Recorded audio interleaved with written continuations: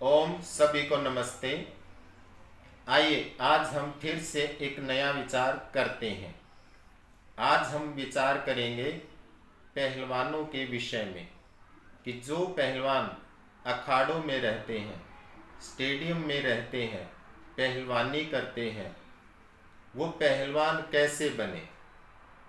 एक विचार करेंगे कि आजकल हमारे पहलवानों में, हमारे देश में, भारतवर्ष में एक बहुत बड़ी गलत धारणा है। वो क्या है कि जो पहलवान पहलवानी करते हैं वो ये विचार करते हैं और ऐसा करते भी हैं कि अंडा खाने से, मीट खाने से, मांस खाने से बहुत ताकत मिलती है और बहुत बल बढ़ता है।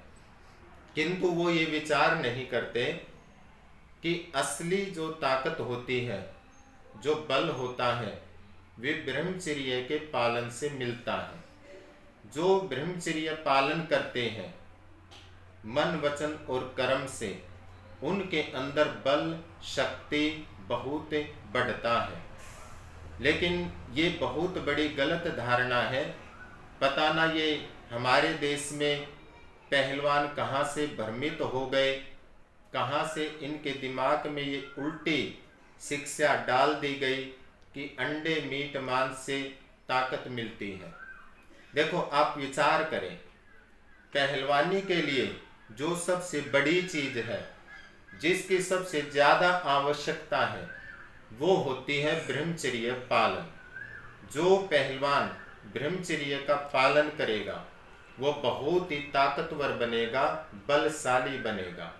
लेकिन एक तरफ आप बल बढ़ाना चाहते हो, पहलवानी के लिए बहुत शक्ति अर्जित करना चाहते हो पहलवानी के लिए, और दूसरी ओर जो उसके विरोधी भोजन है, जो उसके विरोध में है, उसके पक्ष में नहीं है, पहलवानी के लिए अंडा, मीट, मांस आदि आप उनका सेवन करते हो, तो क्या होता है, जब अंडा, मीट और मांस आदि का सेवन किया जाता है तो ब्रह्मचर्य का जो पालन होता है वो टूट जाता है, वो खंडित हो जाता है, वो बचता नहीं। कैसे?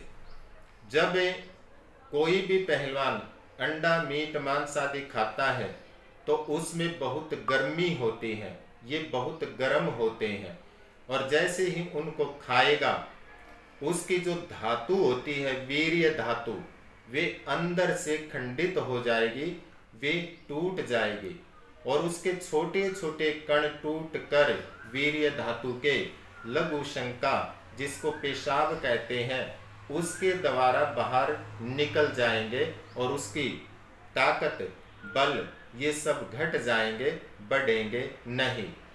इसलिए ये जो गलत धारणा है कि अंडा, मीट, मांस आदि से ताकत बढ़ती है, बल बढ़ता है, इसको पहलवान जितने भी नौजवान हैं, जो भाई हैं, वे सब इस धारणा को अपने जीवन में से हटा दें, नहीं तो इसका बहुत बड़ा नुकसान होता रहेगा। और आप जिस उद्देश्य से पहलवान बनने के लिए, मेडल लाने के लिए आप गए हो, वे सब उद्देश्य, वे लक्ष्य आपका प्राप्त नहीं होगा, वे आपका अछूता रह जाएगा, उससे आप विहीन रह जाएंगे, वो प्राप्त नहीं होगा। और एक बात मैं और कहना चाहूँगा, आप विचार करेंगे कि हमारे पूर्वज शाकाहारी होते थे और उनमें बहुत बल होता था, उनमें बहुत ताकत होती थी, बलशाली होते थे। कारण क्योंकि वे शाकाहारी थे, सात्विक भोजन करते थे, उसके साथ ब्रह्मचर्य का पालन करते थे। तो मेन जो कारण है बल का, मेन जो कारण है शक्ति का, ताकत का, वो ब्रह्मचर्य पालन है। और पहलवानों को यही संदेश देना चाहता हूँ, जो अखाड़ों में और स्टेडियम में रहते हैं, कि वे ब्रह्मचर्य का पालन करें, अंडे, मीट, मांस आदि से दूर रहें। अगर वो पहलवान बहुत अच्छा बनना चाहते हैं, वे बहुत बलशाली बनना चाहते हैं, वे बहुत ताकतवर बनना चाहते हैं, तो ब्रह्मचर्य पालन करें, शाकाहारी बने पहलवान और मीट अंडे मांस आदि से दूर रहे। इसी के साथ अपनी वाणी को विराम देता हूँ। इति ओम शांति।